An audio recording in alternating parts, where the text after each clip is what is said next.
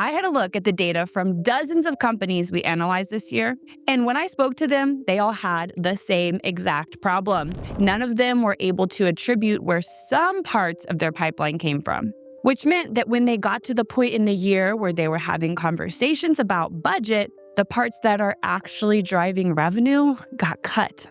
Once we uncovered this, the solution that we found was simple.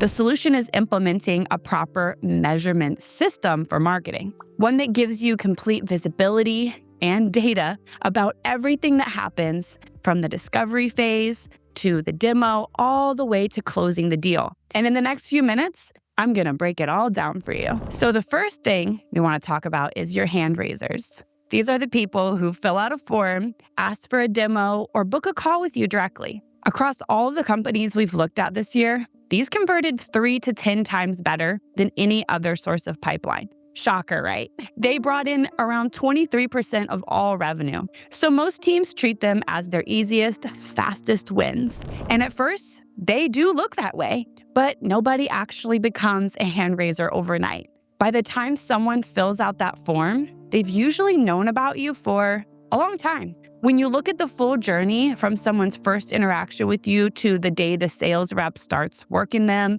it can be well over a year. At most of the companies we look at, it is. And it's even longer on the deals that end up closing.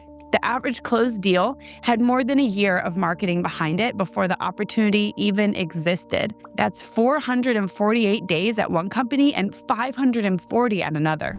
At one B2B software company selling into enterprise, it was 2 to 3 years. And for every company, 38% of their closed deals had at least 2 years of marketing behind them before the deal even started. Now, you probably know all of this happens out in what gets called the dark funnel.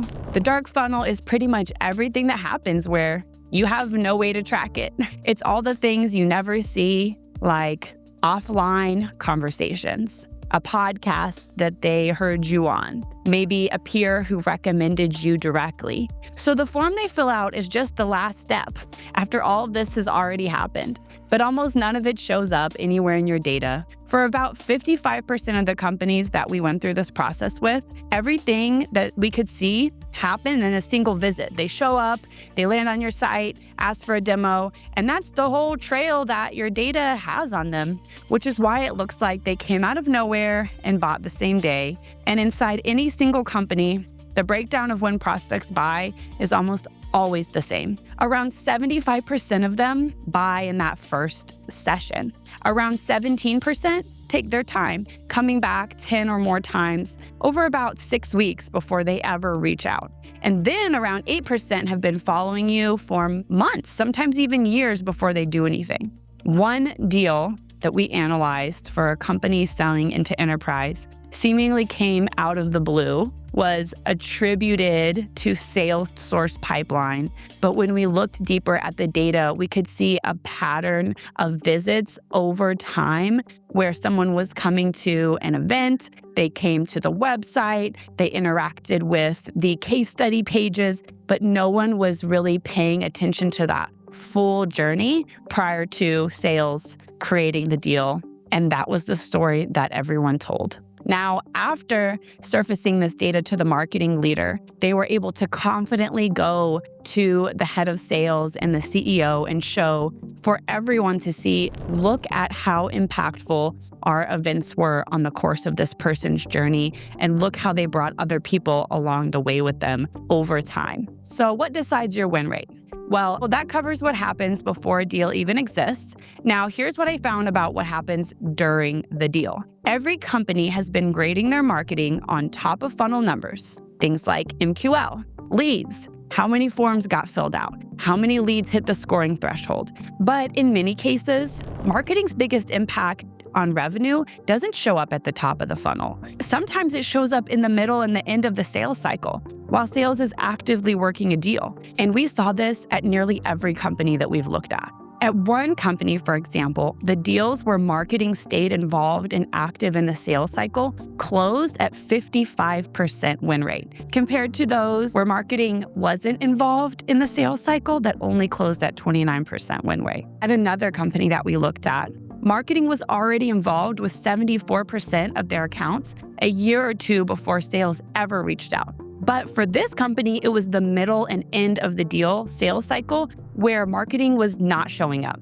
The average active deal had one marketing interaction at most, while teams that win, we see, have 3 to 5 or more marketing interactions during the sales cycle. At the moment that a deal is handed off over to sales, many companies treat marketing's job as complete. That's not the case. Marketing is never completely gone.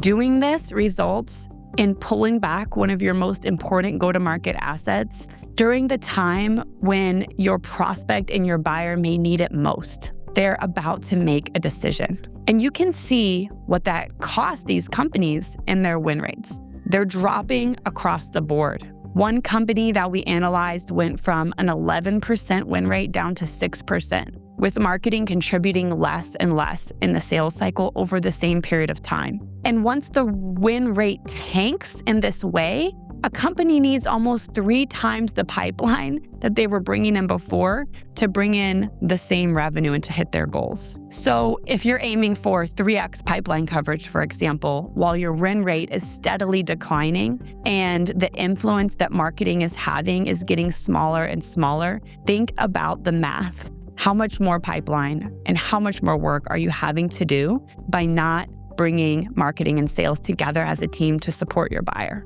Improving your win rate by even 5% can do more for revenue than doubling your pipeline, and it costs a fraction of the price. Now, you might be thinking that this isn't marketing's problem, but hear me out. It absolutely is. The only reason it's hard because this means keeping marketing in the deal in a stage that sales usually runs on their own. But it doesn't have to be that way. The most effective marketing leaders that we see are bringing the hard data to the table and having these conversations with their leadership team to prove that when teams work together, the company benefits at the bottom line. And real quick, if you want to see exactly how involved marketing is in your own sales cycle right now, click the first link below to book a strategy call with us at Passetto. We connect your marketing automation platform with your CRM to reconstruct the data to tell the story of what's happening before, during, and within your sales cycles. So you can finally see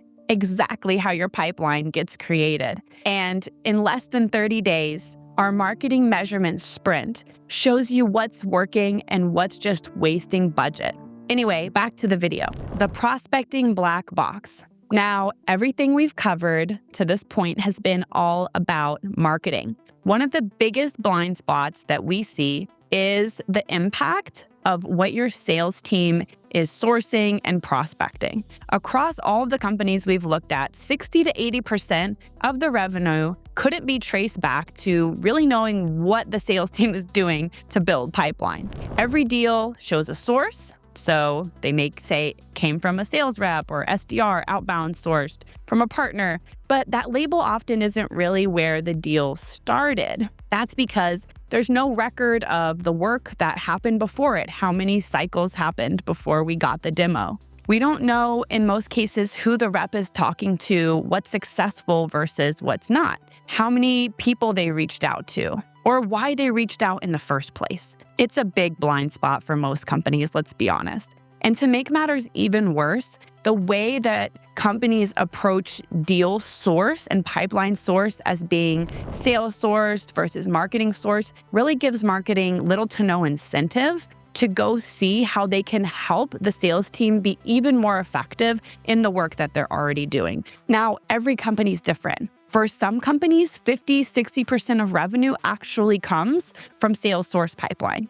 But again, big blind spot to think that sales is doing all of that on their own. They're not. That's ridiculous. Teams that are sourcing most of their revenue from, quote, sales source deals couldn't tell you what happened before the deal was opened and what created that demand, how long it took, and what's really going in to helping create that journey on behalf of the entire go-to-market team. So In effect, what I'm saying is that all of the effort and all of the resources that go into the person will take the meeting, it just never gets recorded anywhere, which is why so many opportunities seem to come out of nowhere and we slap the big, sales source pipeline, source tag on it, and we just move on.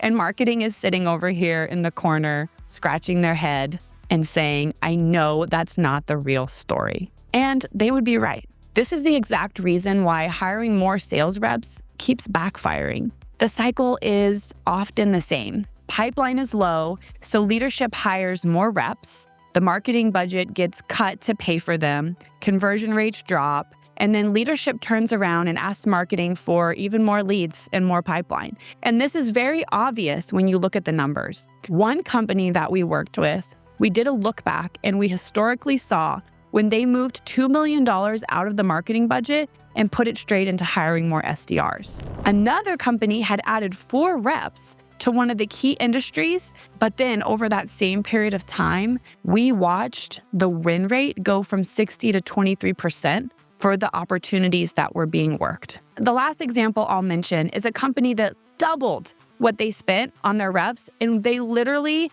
had less pipeline and diminishing returns for it. Now, there's one number behind all of this that hardly any company tracks, and that's how many prospects your reps are working compared to how much pipeline actually gets created from it. And across all of these companies that we've looked at, it's been under 3%, a 3% conversion to pipeline. Now, a healthy SDR team should be at 3 to 5%, even 8% for the best and most efficient ones that we see. I want to pause here and acknowledge that not every SDR function, not every outbound function is created equal. It may be the case that in your organization, your spend in the department makes sense compared to the ROI on the efforts that you see. However, a 3% effectiveness rate is not something to celebrate nonetheless. What we see is that at companies with a 3% outbound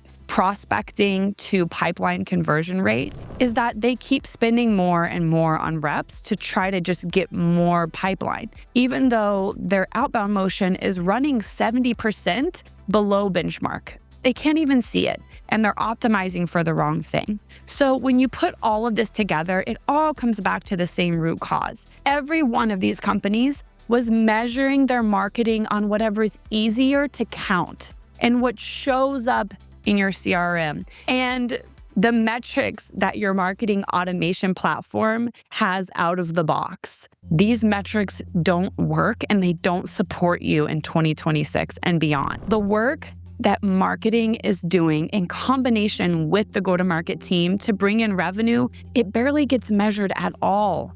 The things like lead volume and how many calls your reps are making and how many forms get filled out, they're easy to count, so they get the budget and attention, and we surface them up to the board. But the reality of what really creates pipeline never shows up as one clean number or one conversion rate. So what really moves the needle barely gets funded. Things like building a brand so that buyers already know you before they reach out, or earning someone's trust over the year before they're ready to buy. In the data that we see, these are some of the most obvious places to put your marketing budget. But it's not typically where the money goes. It can be really hard to defend those budgets without the data to show proof of what you as the marketing leader may know intuitively to be true. You just lack the data and the proof to prove yourself right or wrong. At most of the companies we looked at this year, up to 80% of the marketing budget is going towards prospects and people who are deemed ready to buy right now. Get a demo, fill out this form, take a call. While only 20 to 40% of the budget is going towards building awareness, trust, and positive affiliation with your brand. The problem is, that's the exact opposite of what the data says works. And the best example of all of this is paid search. Every company that we've looked at this year had paid search spend that they already knew wasn't working, but they couldn't prove it. So they just kept the budget the same. One company's biggest Google Ads campaign was producing 95% of all of their website traffic at a high level, but almost none of it ever turned into a single lead. That's what we helped them see.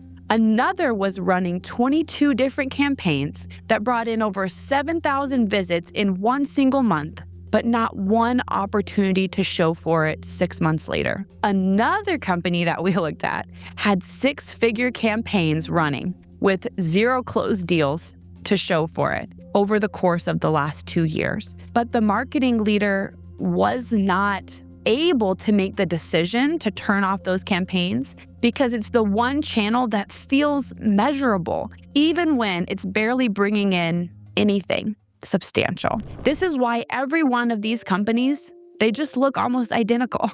They're all using the same reporting frameworks with the old MQL model running through everything, all the way up to the board and the investors who own them and often expect metrics. They expect these metrics that they understand, right? And you can't blame them for wanting a simple explanation for what's going on in go-to-market.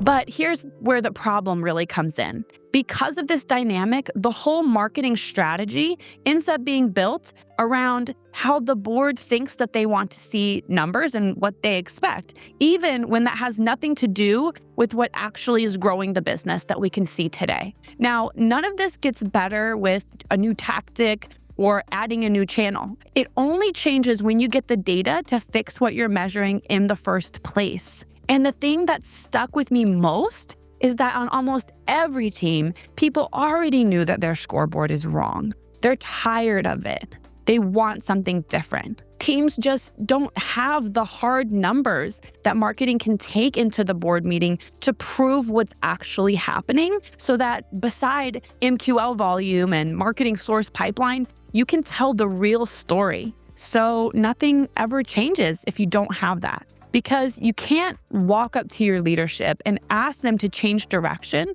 without the numbers to back you up as the leader. So if you want to see exactly what's creating pipeline inside your own org and where your budget's getting wasted, click the first link in the description and book a free strategy call with us at Passetto. On that call, we'll show you how our marketing measurement sprint actually works and what it will uncover for your business, like how your pipeline really gets created and where your budget's being wasted and where marketing shows up when the walls are taken down between marketing sourced or sales sourced. We want to help you see all of this so that you stop acting with your gut and start acting on hard data that you can take to your leadership team. So again, you can book that free strategy call by clicking the first link in this video. And if you want to see exactly how to do all of this all on your own, then watch the full guide to marketing measurement